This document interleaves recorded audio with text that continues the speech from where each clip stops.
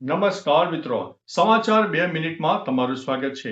લોકસભાની કાર્યવાહી 12 વાગ્યા સુધી સ્થગિત કરવામાં આવી છે.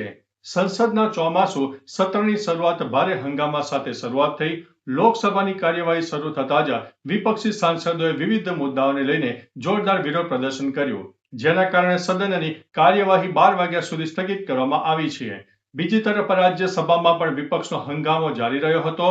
ખડગેએ લોકતંત્ર સુરક્ષિત ન હોવાના આરોપ લગાવીને સરકાર પાસે વિવિધ મુદ્દાઓ પર જવાબ પણ માંગ્યો છે. મિત્રો, અન્ય મહત્વના સમાચારની વાત કરીએ તો વધુ એક આંદોલન શરૂ. મધ્યપ્રદેશમાં મગના પાકની ટેકાના ભાવે એટલે કે MSP 100% ખરીદીની માંગ સાથે 19 ખેડૂત સંગઠનોએ ભોપાલ સુધી કૂચ શરૂઆત કરી છે. ખેડૂતો ટ્રેક્ટર અને રાશન સાથે રાજધાની તરફ આગળ વધી રહ્યા છે. ગઈકાલે તો બેરિકેડ્સ પણ તોડી નાખ્યા. પ્રતિ હેક્ટર માત્ર 1 ક્વિન્ટલ ખરીદીની નીતિથી ખેડૂતોને પ્રતિ ક્વિન્ટલ ₹3000 થી ₹4000 નુકસાન થઈ રહ્યું છે. ખેડૂતો મુખ્યમંત્રીને મળીને આ સમસ્યાનો કાયમી ઉકેલ લાવવા માંગે છે.